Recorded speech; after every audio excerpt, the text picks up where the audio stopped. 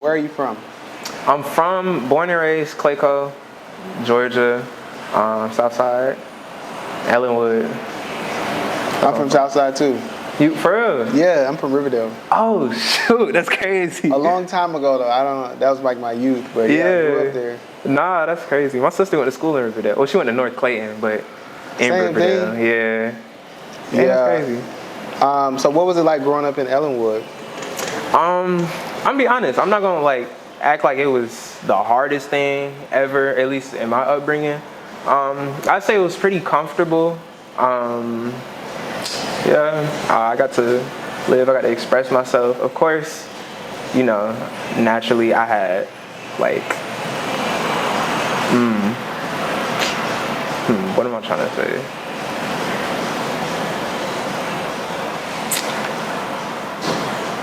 I say like naturally everybody has their own struggles, so of course I had some growing up, but I say for the most part it was pretty simple, pretty chill life. Went to school, went home. At what point did you start making music? So I started making music actually when was it? It was 2016. It was summer 2016. Best summer of all time. I don't know what it was. I really don't know what it was. I mean, I always loved music, of course, like since a kid, since I could breathe, I always loved music. Michael Jackson, always my favorite. I was one of them kids. They used to be kiki-ing around the house. And like, I always been feeling music, but 2016, that's when I started. I actually got a laptop because I was listening to a lot of Knowledge at the time.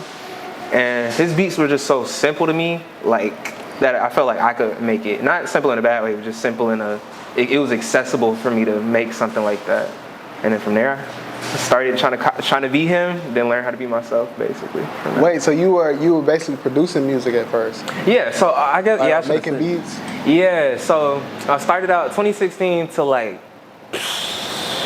I want to say like till 2019 for real was when I was producing. 2019 is when I started dabbling and using my voice, because I went to Clayton State and I was a music major there. I don't recommend it. Sorry, y'all. Wait, why? I'm gonna say at least what I was trying to do at that university. The stuff they were teaching didn't align with me. It was very outdated, or the stuff they were doing was like classical music. Like the most recent they would do is maybe they'll touch on some blues if you beg them to. Like, and even the blues is like pretty old. It's still impactful, but like realistically, it's not the music that's affecting the masses today. And that's when I wanted to learn how to make. And then once I realized I wasn't getting that from there, I was like, I'm gonna head out. Yeah, a lot of people say that, and I feel that like, education today is so archaic. Like, why are you teaching me stuff that happened in? I mean, I understand you gotta have the base. Yeah. But what about now? Like, I want to be this person for this era. On me, yeah. Like, teach me that. Yeah, I don't want to be Beethoven. Like, come on, bro. Like, I'm not trying to be Beethoven. Who be listening to him today? Realistically, I'm sure it's folks that be listening to him, but it's like, realistically, come on now. Like, we shouldn't still be learning that, because like, kind of like how you said it would have been archaic. It's like we can learn what modern people are doing, and then we can still go back in history and say, oh, they got this from Beethoven, or they got this from like this person, but still keep it like, what's the word I'm trying to say? Keep it applicable to like today's time, I guess. If you want people to stay at your schools, that's a little advice to some universities out there. And so, what was the process of you leaving school? Like, how did that go? Yeah, that was a big change. So it was a big process. So first I had to decide for myself, is this really what I want to do? Like, I had to see it through. Like, before I was still in college, but I was just like, if I drop out, what is that going to look like? I'm going to drop out, and then what's going to happen? Like, am I just going to sit on my ass? Am I going to get a job, like, and just work there forever? Am I going to find a career? I was just like, what am I going to do? And so for me to feel comfortable dropping out, because I feel like college to me was like a comfort. It's like, oh, I'm doing something productive. I'm moving somewhere. I'm doing something. and then to kind of give myself that same sense, I kind of planned it out. I was just like, I'm gonna drop out. I'm gonna make music. This first year is probably gonna be a struggle with me focusing on it. The first year is gonna be like an adaptation period. That next year, which I say this is the next year we talking about. This next year that we on right now, this is the hustle part. I'm just working. Kind of just getting my name out, working for free even. A lot of shit that I did for free this year, especially performances wise. But that's part of the plan. Working for free this year. Next year, no free shows. Year after that, touring. Year after that, household name at the latest. So. And so how did your parents feel when you left school? They were not happy at all. I mean, cause like I said, I grew up. The way I grew up was kind of it was pretty comfortable. And so with me having this comfortable upbringing, my parents had this idea that since we gave you everything you need to go to college and you need to elevate yourself, which I understand now. Like that, I'm on the other side of it. I don't really have grievances towards them asking me to go to college, but like. Yeah, they was just like, do that. But the actual process of leaving, they weren't necessarily happy about it because of that. But over time, I just told them, this is what I want, this is what I'm happy with. I'm gonna survive. I've been surviving since, working jobs and whatnot to support myself. So I'd say now they're happy because they're starting to see like me perform in places. Seeing videos and stuff, they're just starting to. I think they just wanted evidence that I'm just not sitting on my ass, like just not doing anything, which I understand. Like as parents, they just want the best for me, of course. So shout out them. Do you come from a musical family? I come from like a music lover family, but not necessarily creators of music. My mom always was singing as a kid. My dad was always playing some jazz as a kid, or even just he always played like different music, but his main thing was jazz. He was a big fan of Miles Davis, so my middle name is Miles. So that was a big impact. Well, now it is. Growing up, I hated jazz because I was just like, oh, this is slow, this is boring, this is old people's music. But full circle, everything that was playing, I be playing it now. I love Cameo. I love all that old stuff. Like I love the 80s, love the 90s, 70s, 60s, all of it. Like, my favorite Miles Davis record is Bitches Brew. You know that one? Oh, I do know that one. That's my favorite joint, bro. That one. You asked me earlier, I play that too. Oh yeah, that's like, a good work song, or like album, I guess. Yeah, I'm not necessarily like a huge hardcore Miles Davis fan, but I like play that on repeat, you know? Yeah, that was one of them albums, like, yeah. So how has being a musician affected your personal life? That's an excellent question. I'll say it's definitely helped me express myself and like be more confident in who I am as an individual. Because at first I would just release stuff. I was just like, oh, no one's gonna listen to it. And then over time, I feel like the music, I've just gotten more confident through the music and in turn to myself. So like first when I release stuff, I'm like, oh, no one's gonna listen to it. I don't really care. Then it's like, oh, I have a few people that's actually listening to my stuff, checking out for me. I'm like, okay, I'm doing some stuff that's impacting people. And now it's to the point where like I have a few songs that have had an impact on people, and they've like told me their impact, and I'm just like, wow, I'm creating these positive experiences for people, and that just gives me confidence in myself, because I feel like that's what I put a lot of my effort in, is just creating positive experiences and like making people feel good. Okay, cool. Has making music strained any of your relationships? Has it strained any relationships?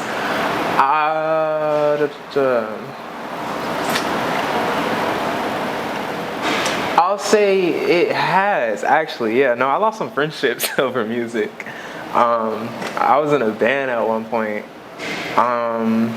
with a bunch of folks, And then, long story short, I lost some friends that were cool. But shout out everybody in the band. If you don't know about Undecided Voyage, look them up. Look at the page. Check out everybody affiliated with it. Everybody's excellent at what they do. Like, we got Miles. He was doing excellent photography, videography, everything. Bari, great writer. We got Tyra, was good at managing, and they also have cinematographer. We got who else? We got Demi. He did a lot of management. So he believes, and yeah, it's a lot of And so, what made you want to venture off to being a solo artist? So I started off as a solo artist, and then doing that endeavor, I realized I was just straining myself, because I think in a way I was trying to force people to kind of do things that was out of their comfort zone, and I was kind of trying to like stretch them too far that they could be stretched, and so in turn it strained them and it strained me, because I was holding myself back, and then also it was like putting too much stress on them. So it was just like, I was like, I don't like working with people. Like, it be holding me back sometimes, because it's like, if it's myself and I'm being held back, I just know, I'm like, it's me. But like, then I like, what do I need to change? What do I need to fix? And it's kind of, I like that instant gratification, but I am learning to get more into cooperating, because it's very important, and it's a beautiful thing when done right. Yeah. Who are your top 5 artists right now? Like, who is Lucid Luc listening to? That's actively making music today? It doesn't matter. If we saying all time, honestly, Stevie up top. Stevie Wonder is probably number 1 right now. Andre 3000 when it comes to rap. He's where I do a lot of my studying. Let me think, who else? Probably everybody in Backseat House. That's a small collective in it. Oh, you interviewed Backseat. I interviewed them all in one freaking day. Yeah. Them and another person, so that was like 7 people that day. Oh shit, that's crazy. Well, yeah, literally everybody in Backseat. Shout out Elon. I love Backseat. You look like Elon. Who the fuck is Smo? Yeah, no, you look like Smo. Yeah, same. Yeah, wait, Smo. Yeah. Smo's your cousin? Nah, he my fake. I was just saying. But we just look like, we went to high school together though. That's the funniest thing. We both went to high school together. Wait, did people think y'all were related? Some folks did. And then we also we was both on some nut shit. So in different ways, but we was both on some joking shit. So folks definitely made comparisons in high school. So it's kind of funny how full circle we still kind of in like a similar realm, and who's still making comparisons and shit. But nah, his new album, Who the Fuck is Smo? Listen to it. That shit's amazing. Yeah, he got serious bars. Like crazy bars. Like yeah. He be rapping. Like all of them niggas be rapping. Silky Southern, Marco Plus, like fucking Vince Rocket, all of them. Like all of them. Crazy. Let me think. So that's probably, I'm gonna give all of them collectively 3. No rate, no order. Yeah, there's no ranking. Yeah, Stevie number 1. After that, no order though. Let me think. Backseat. Javi, another Atlanta artist. Javi, I Miss You. Seriously, SURYOUSLY on IG. Check them out. They make some good music. JAVIIMY. Good shit. Let me think. And of course, the one and only McKenna Lyric. She be singing so good. Another local. I've been listening to a bunch of locals, Atlanta artists. McKenna Lyric. She has the voice of 1,000 Gods. That's it, yeah. That's my top 5. Are you independent or are you signed to a label? Currently independent. Yeah, I don't plan on signing to a label. I plan on being a label though. Okay. Pretty soon, yeah. And so what is the reason that you're deciding to be independent? I'll say as far as like the music industry today, I find more pros and cons in being independent versus being in the record label. Because really the main pro I would see in joining a record label would be I get like a whole team to market me, manage me, give me some good opportunities and stuff. And although that's nice, I like owning my masters. I like long-term independence where it's at for real. Like right now, I ain't gonna lie, I'm struggling. I'm trying to get a job actually at this library. I'm gonna get it though. I'm gonna get it manifesting. But I'm finna get this job, you know. But I'd rather kind of work, get to a point where I'm comfortable, than kind of get it all handed to me at once from record label. I don't even know what to do with all this. Now I'm fumbling that bag that you just gave me, and now I'm in debt to you, and I'm your slave for the rest of my life. I'm like, I'll just make my own shit, struggle. I'm cool with that, because I'm gonna figure it out. I'm smart. I'm gonna figure it out regardless. So. Do you have any projects out right now that you'd like people to know about? So no full-length projects, but I have a couple singles, some good-ass singles. My most popular one, if you haven't heard my shit, I recommend you check out Far Away. That's probably my most palatable. I'm sure most people will like that one. But my favorite right now is Chanel Green. That's my most recent. It's about my car, the car I drove here, my Honda Civic. Shout out her, for real. I don't got no speakers in it. I'll be putting my JBL in the front to play that music. But look, in a couple years, you're gonna look back and laugh at this. But yeah, shout out that car, Chanel Green. And next year, keep your eye out. That's all I'm gonna say. Just keep an eye out for a project. I saw that you played the guitar too. Yeah. What inspired you to start playing the guitar?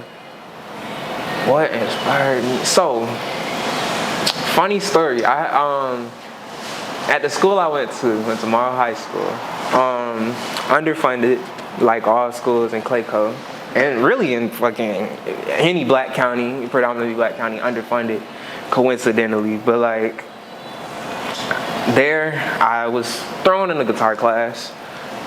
I wasn't really interested in it. I wanted to do, what did I want to do? I think I wanted to do piano.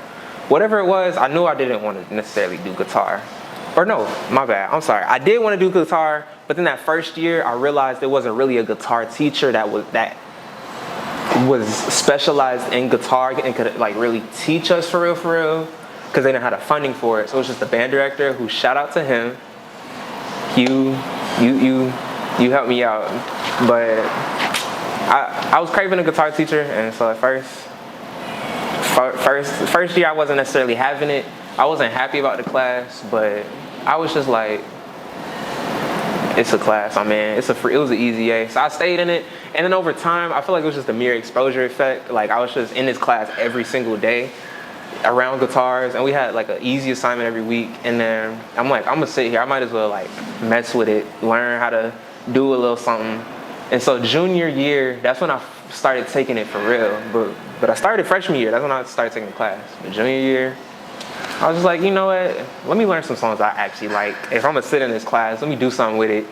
And then halfway through it, I just started going crazy. I started listening to like anything that had a guitar in it. I was listening to it, trying to learn it. Like Black Sabbath, that was my first. Black Sabbath's Paranoid was my first like rock album, or like guitar-based album that I actually like. I actually listened to and willingly was like, oh, I like this rock album. Like before that, me listening to rock was like crazy. I'm like, what the fuck? Y'all listening to these white dudes play guitars and shit? Y'all weird. But yeah, after that, I started to understand, and it was kind of just like a feedback loop. Like I would learn something, I would feel accomplished, and then I would just be like, what else am I gonna learn?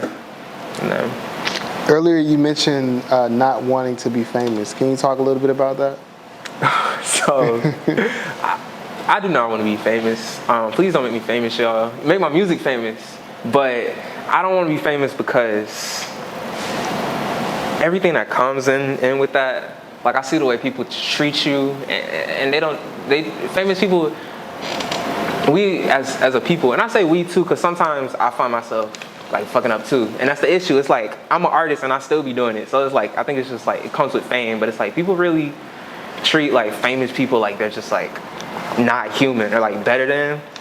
But partially, and kind of back to that confidence thing we was talking about earlier, once I started making music and it was starting to get good, I'm like, wait, like Kanye is just a person, like a big fan of that person, but Kanye is just a person that makes music.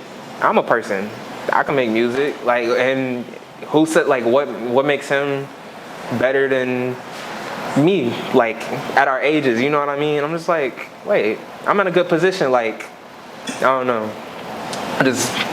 Dang, I kind of went on a tangent. But to bring it back, I don't want to be famous because the way that the media treats folks like Kanye, like, he has a lot of things going on with him. I don't know what he got going on because I'm not him, but like, as a human, you got stuff going on, and it's like having the public kind of ridicule you for like the things you do, and it's just like knowing that every single thing you do is gonna be watched and judged, like, actively. I'm just like, ugh, that's a lot of energy.